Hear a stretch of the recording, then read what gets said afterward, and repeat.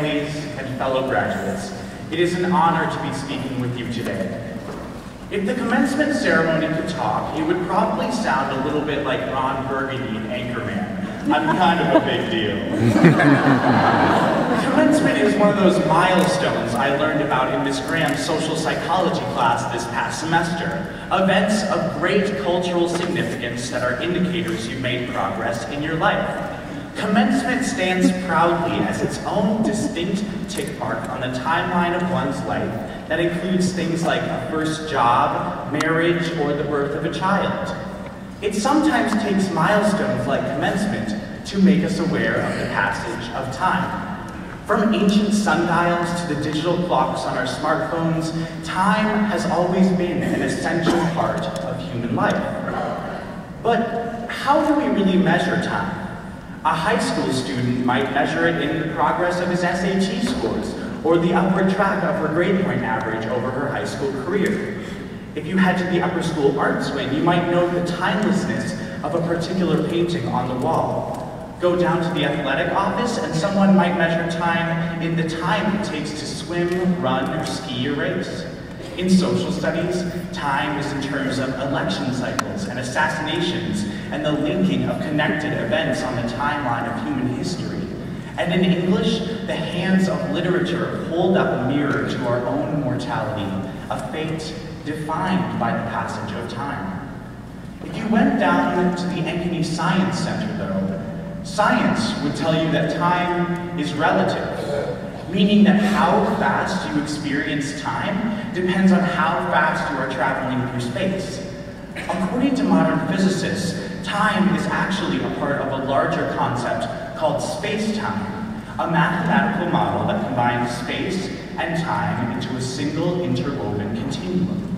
By this model, space is defined by the x, y, and z axes, the three dimensions that allow for physical objects as we know them, while time is defined as the fourth dimension, a straight line that continues endlessly in both directions. Just under 3 weeks ago, the clock in the senior lounge to the left of Cyrus Northrop loomed like a presence in and of itself, representative of the time that the graduating class of 2014 had left at Blake. Who could forget the moments before 3 when we counted down together the seconds of our last day of high school? But when the clock struck 3 and our cheers and embraces drowned out the sound of the techno beats blasting around us, time did not stop. On the other side of the school, down the hallway past Miss Grayville's office and past the bulletin boards and paintings and prints, around the windowed walls of the area outside the choir and band rooms, down the staircase past the math wing and down to just outside the Black Box Theater, the pendulum kept swaying. The pendulum that hangs in the east side of the Blake Upper School is one of only 3 proposed pendulums in the state of Minnesota, 139 in the United States and 318 around the world, including the pendulum at the Pantheon in Paris. The pendulum at the Pantheon is a replica of the pendulum that Jean-Bernard Léon Foucault used to demonstrate the rotation of the Earth at the 1851 World's Fair in Paris. The pendulum, however, is not only a sign of the Earth's rotation, but it is also a symbol of the value that Blake places on education.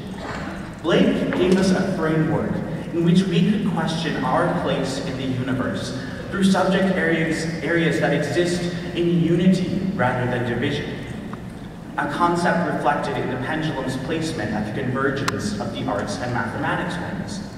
In our years at Blake, as we questioned privilege and oppression, worked through geometry proofs and pre-calc and foreign languages, international relations and Gatsby's green light, we were all that time turning into lifelong learners, people unafraid to ask the questions that led us deeper into ourselves and the world around us, all the while maintaining a strong sense of humility and empathy.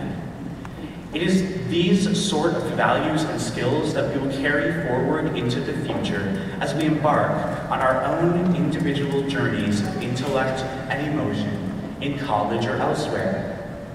Like the matter that burst forth from the original commencement 13.82 billion years ago, we will, tonight, go our separate ways into the universe.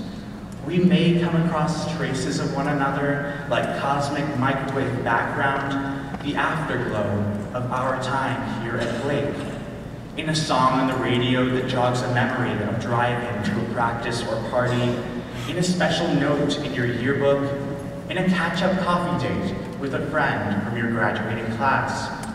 Looking back, we may never understand the grand unified theory, how all the forces that compose this class existed together prior to this disconnection.